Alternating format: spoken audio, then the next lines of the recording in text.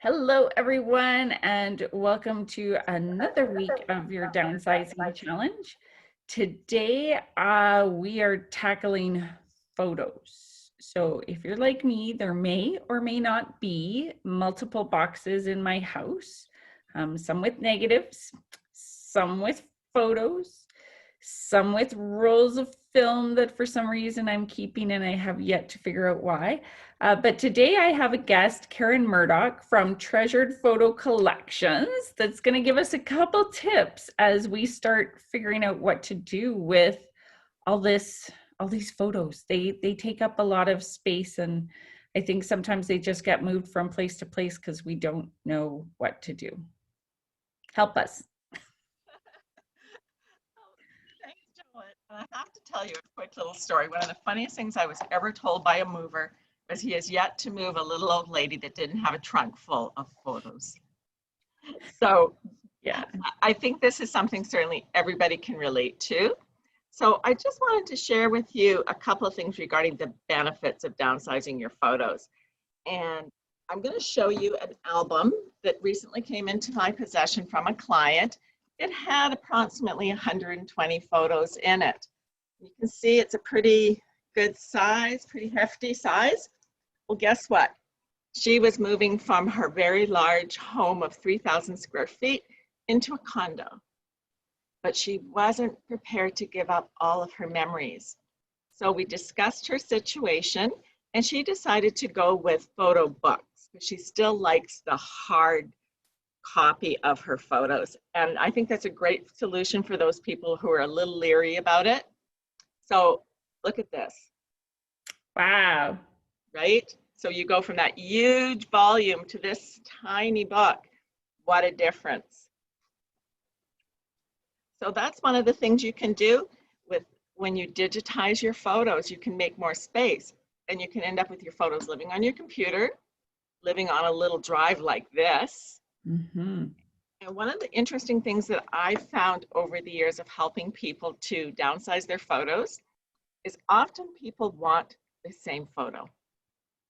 So when you digitize it, you have that ability then for everybody to have a copy of that photo. If you have a photo with some damage, this is an opportunity for your photos to get repaired digitally. And there's many great websites that you can share your photos through. My favorite is forever.com. It's a great resource. And because you're actually paying for your storage, it's not like Google Photos who just decided all of a sudden you're not getting it for free anymore. And many others that I have seen go by the wayside. So what do you do when you're sitting there with a huge bunch of photos? Well, the first thing you have to do is very much like anytime you're organizing a project is you have to sort them. And I usually, it depends on where you'll start depending on how bad the chaos is. So what you're going to do is take a look at it, and your photos may be all mixed up, and you may want to start sorting them by decades, or you may start by year or by 5-year period. And then you can grab those ones that you've sorted through and you have them sorted out that far, and you can do a second sort. And that's kind of editing out the bad photos. We all have photos, you know, our thumb is partly across the lens, and maybe it's, you know, you took 12 pictures of that beautiful sunset in Maui, and there's probably very little significance to having 12 sunset photos. So editing through them is really important to do. And by doing the A's, the B's, and the C's, you free yourself. I give you permission to throw away those bad photos. Another thing you want to look at is, I think almost everyone I've ever met has a lot of photos still in the processing envelopes from the time where they gave us 2 copies because we were going to send them out to friends or family, and we never did.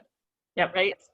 So then you can look at, is there actually someone who would like it? And I always say, don't tell them I'm sending you these photos. Look at them and say, I found these photos. Would you like a copy? That makes all the difference in the world, because otherwise somebody may feel obligated to take them. And this sort of just narrows that down. Awesome. And, yeah. And then when you're ready to actually start either digitizing them or making scrapbooks or keeping them in a box, you're prepared. And then you're going to discover how your brain thinks when it comes to your photos. I'm going to say more often than not, people want some sense of chronological order to their photos, and then they usually move into themes. Sometimes they move into people so that maybe your mom and dad would have everything related to your life in one box, that they would have sorted it through. Other times people look at all their wedding photos they have from different weddings they've attended, and that becomes one category for them. So it's all about what works for you, how do you think, and what your final goal is for your photos.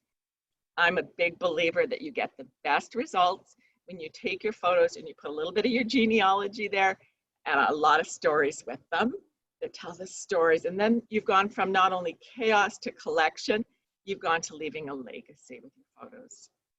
And I think that's a great way to end it, in that so many people don't have the names, the places. I know I've received photos from grandparents that I can see my grandparent in the photo, but I have no context from it. So while you're organizing your photo, if there's a couple that really stand out that you want to make sure everybody knows the story for, I think that's a great suggestion. To, after you've organized everything, now you can focus on creating some stories.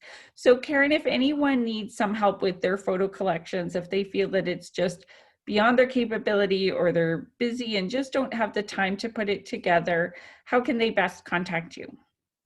They can contact me through my website, photocollections.ca.